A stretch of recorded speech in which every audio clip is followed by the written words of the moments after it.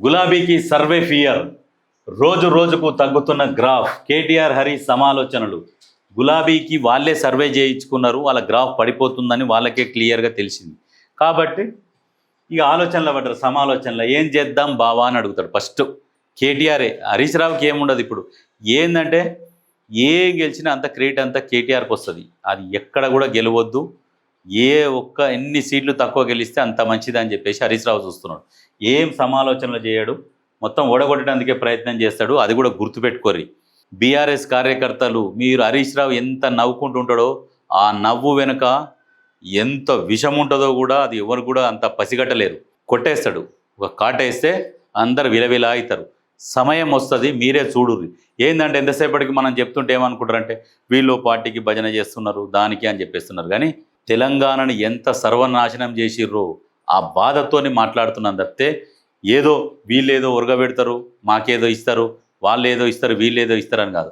తెలంగాణని నాశనం చేసిన పార్టీ, ఆ పార్టీ మొత్తం నాశనం అయిపోవాలి. తెలంగాణలో ఉండకూడదు అది ఎందుకంటే ఈ వచ్చిన తెలంగాణని, కొత్తగా వచ్చిన ఏర్పడిన తెలంగాణని ఇంత ఆగం చేసిర్రు.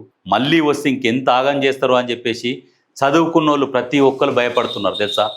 ఈ కొంతమంది చదువుకోని వాళ్ళు జై కొట్టుడు, వాళ్ళకు అర్థం కావట్లేదు రాష్ట్రది బడ్జెట్ గురించి, తెలంగాణ ఎంత ఆగమైపోయింది అనేది చదువుకున్నోనికి ప్రతి ఒక్కరికి క్లియర్గా అర్థమవుతుంది. అది అర్థం కాక ఎగిరెగిరి పడుతూ ఉంటారు. పార్టీ సర్వేలోనే వెలుగులోకి డివిజన్ల వారీగా సమావేశాలు, ఎన్ని డివిజన్లలో సమావేశాలు పెట్టుకున్నా ఫైనల్గా ఓటర్లు ఒక డిసైడ్ అయ్యారు, ఒక నిర్ణయానికి వచ్చారు. ఎవరికన్నా ఓటేస్తాం, లేకుంటే నోటా కన్నా ఓటేస్తాం, కానీ మీకు వెయ్యమనే కాడికి వచ్చిర్రు ప్రజలు. నోటా కన్నా ఓటేస్తాం, బీఆర్ఎస్కి వెయ్యమంటారు. నేను కూడా పబ్లిక్లోకి పోయి చాలామందిని అడిగిన. జూబ్లీస్ నియోజకవర్గంలో చాలామందిని మామూలుగా ఇట్లా టీ తాక్కుంటా అటు ఇటు తిరుగుకుంటా మనం ఈ ప్రెస్ అది ఇది అనకుండా సైలెంట్గా పోయి మాట్లాడుకుంటూ అడిగితే వాళ్ళకి మాత్రం అసలు వెయ్యము. ఆ ఓటు చెల్లకున్నా ఏం లేదు, నోటా కన్నా వేస్తాం కానీ వాళ్ళకి వెయ్యమన్న కాడికి మాట్లాడుతున్నారు. అంటే ఎంత విసుగు చెంది ఉన్నారంటే బీఆర్ఎస్ మీద ప్రజలు అంత విసుగు చెంది ఉన్నారు అంటే అర్థం చేసుకోర్రి. అంటే ఆ రకంగా ఉన్నది. కాంగ్రెస్ స్కెచ్లో విలవిల, ప్రజల్లోకి ఏ సెంటిమెంట్తో వెళ్ళాలని తర్జనా భర్జన. కాంగ్రెస్ స్కెచ్లో విలవిల. కాంగ్రెస్ ఏం స్కెచ్ చేసింది, ఏం స్కెచ్ చేయలే. వాళ్ళంతలో వాళ్ళే స్కెచ్ చేసి అననే పడి అననే కొట్టుకుంటారు. కాంగ్రెస్ స్కెచ్ చేసింది లేదు, ఏం లేదు. ఆడ వాళ్ళు వేసుకున్న స్కెచ్లో వాళ్ళే పడి విలవిల కొట్టుకుంటారు. కానీ ఏ సెంటిమెంట్తో వెళ్ళాలని చెప్పేసి ఆలోచిస్తారు. ఏ సెంటిమెంట్ ఉన్నది? మాగంటి గోపీనాథ్ సెంటిమెంట్ ఒక్కటే ఉన్నది. నువ్వు ఏ సెంటిమెంట్ చెప్పినా మడత పెట్టి కొడతారు. నీ సెంటిమెంట్ అనేదే ఇక నీకు పనిచేయదు.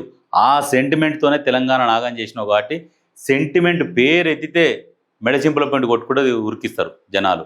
ఆ సెంటిమెంట్ మీకు పనిచేయవు. త్వరలో మీరు తెలంగాణని వదిలిపెట్టి పోవాల్సిందే. సెంటిమెంట్ అనేది పదం వాడొద్దు మీరు. అది వాడే తెలంగాణని ఇవాళ అడక తినే స్టేజ్కి తీసుకొచ్చారు. ఏంది భారతదేశంలో తెలంగాణ నెంబర్ 1 మిగులు బడ్జెట్ రాష్ట్రం. ఏ రాష్ట్రం కూడా మిగులు బడ్జెట్ రాష్ట్రాలు లేకుండే. అటువంటి రాష్ట్రాన్ని ఇవాళ అప్పుల కుప్ప చేసి అడక తినే స్థాయికి తీసుకొచ్చారు. ఇంకా మళ్ళీ సెంటిమెంట్ ఏం లేదు, ఆల్రెడీ డిసైడ్ అయిపోయారు. ఈ కలర్ అనేది తెలంగాణలో కనపడదు, గుర్తుపెట్టుకోరు. ఆ పింక్ కలర్ అనేది గుర్తుపెట్టుకోరు. గతంలో కూడా వచ్చిండు తెలుగుదేశం పార్టీ కూడా, ఎక్కడ చూడు పసుపు కలర్ కనిపించేది. అప్పుడు ఓసారి చూస్తే అనిపించేది, అమ్మ ఏంద్రా నాయన మొత్తం ఈ హైదరాబాద్ మొత్తం ఈ పసుపు కలర్ కనిపించేది అన్నంత చికాకు వచ్చిండే తెలుగుదేశం.